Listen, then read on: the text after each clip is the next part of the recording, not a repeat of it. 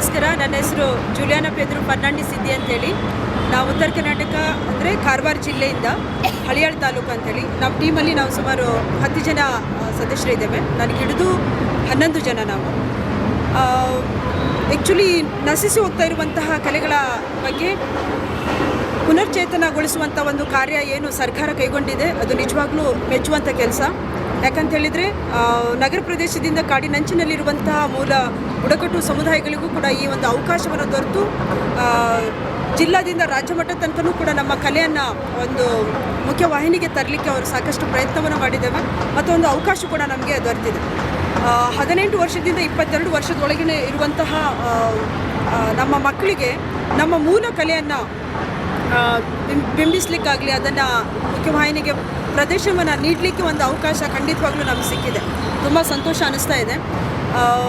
ನಮ್ಮ ನೋವುಗಳನ್ನು, ನಮ್ಮ ನಲಿವುಗಳನ್ನು, ನಾವು ಪಡ್ತಾ ಇರುವಂಥ ವ್ಯಥೆಗಳನ್ನು, ಇವೆಲ್ಲವನ್ನು ನಾವು ಹಾವಭಾವಗಳ ಮುಖಾಂತರ ಅದನ್ನು ಹೊರಹಾಕಲಿಕ್ಕೆ ಮತ್ತು ನಮ್ಮಲ್ಲಿರುವಂಥ ಸಮಸ್ಯೆಗಳನ್ನು, ನೋವುಗಳನ್ನು ಸರ್ಕಾರದ ಮಟ್ಟ ತನಕ ಅದನ್ನು ಮುಟ್ಟಿಸಲಿಕ್ಕೆ ಇದೊಂದು ನಮಗೆ ಡಮಾಮಿ ನೃತ್ಯ ಅನ್ನೋದು ಒಂದು ಅಸ್ತ್ರ.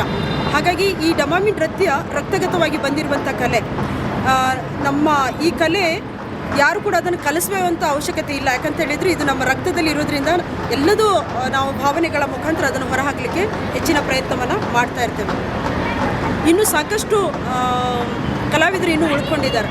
ಯಾಕಂತ ಹೇಳಿದರೆ ಇದು ಒಂದೇ ಸರಿ ನಾವು ಈ ಒಂದು ಕಾರ್ಯಕ್ರಮವನ್ನು ಮಾಡಿ ಈ ಅವಕಾಶವನ್ನು ಕೊಟ್ಟು ನಿಂತರೆ ಇನ್ನೂ ಬರದೇ ಇರುವಂತಹ ಮೂಲ ಈ ಕಲೆ ಸಂಸ್ಕೃತಿ ಬರದೇ ಇದ್ದಾಗ ಅವರಿಗೆ ಅದು ವಂಚನೆ ಮಾಡ್ದಂಗೆ ಆಗುತ್ತೆ. ಹಾಗಾಗಿ ಇದು ನಿರಂತರವಾಗಿ ನಡೀತಾ ಇರುವಂಥ ಕಾರ್ಯಕ್ರಮ ಆಗಿರಬೇಕು ಮತ್ತು ನಮ್ಮಂಥ ಸಾಕಷ್ಟು ಕಲಾವಿದರಿಗೆ ಒಂದು ಅವಕಾಶ ಒದಗಿಸಿಕೊಡ್ಬೇಕು ಅನ್ನೋಂಥದ್ದು ನನ್ನ ಒಂದು ಅನಿಸಿಕೆ.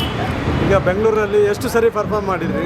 ತುಂಬ ಸಲ ಬಂದಿದ್ದೀರಿ ವಿಧಾನಸೌಧ. ಬೆಂಗಳೂರಿಗೆ ತುಂಬ ಸರಿ ಪರ್ಫಾರ್ಮೆನ್ಸ್ ಮಾಡಿದ್ದೇವೆ. ಆದರೆ ಆ ಏಜಿನ ಕಲಾವಿದರೆ ಬೇರೆ. ಆದರೆ ಇವತ್ತು ನಾವಿಲ್ಲಿ ಬಂದಿದ್ದೇವೆ. ನಾನು ಮೊದಲೇ ಹೇಳಿದ್ದೇನೆ, 18 ವರ್ಷದಿಂದ 22 ಅಂದರೆ 25 ವರ್ಷದ ಒಳಗಡೆ ಇರುವಂಥ ಮಕ್ಕಳು. ಯಾಕಂದರೆ ಇದು ನಶಿಸಿ ಹೋಗಬಾರ್ದು ಅಂತ ಹೇಳಿದರೆ ಈ ಕಲೆ ಇವರಲ್ಲಿ ಉಳಿಬೇಕು.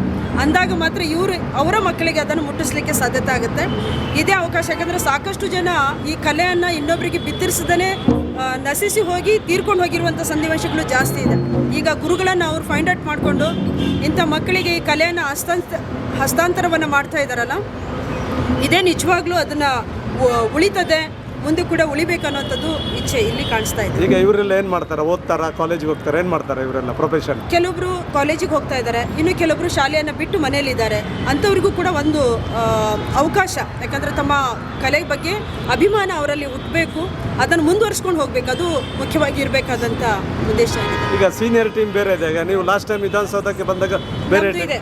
ಯಾಕಂದರೆ ನಮ್ಮದೇ ಆದಂಥ ಹಿರಿಯರ ಒಂದು ಟೀಮ್ ಇದೆ. ಯಾಕಂದರೆ ಹಿರಿಯರು ಎಷ್ಟು ತನಕ ಅಂತೇಳಿ ಅದು ಕಲೆಯನ್ನು ಪ್ರದರ್ಶನವನ್ನು ಮಾಡ್ತಾರೆ. ಯಾಕಂದರೆ ಅವರಿಗೆ ವಯಸ್ಸಾದಾಗ ಅದನ್ನು ನಿಲ್ಬೋದು.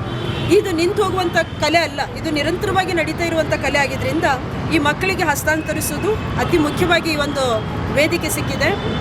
ಅದಕ್ಕೆ ನಾನು ಧನ್ಯವಾದ ಹೇಳ್ತಾ ಇರ್ತೇನೆ.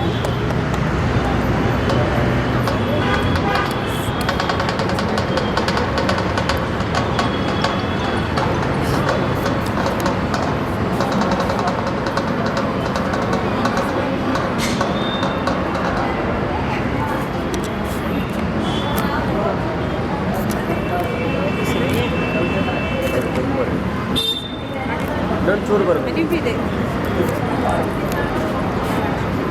ಸೈಡ್ ಆಗಿ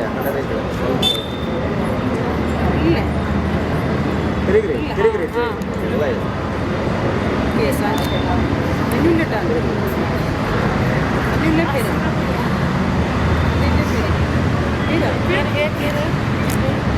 ಸ್ಲೋ ಆಗ್ತಿರಿ, ಎಲ್ಲ ತಿರುಗಬೇಕು.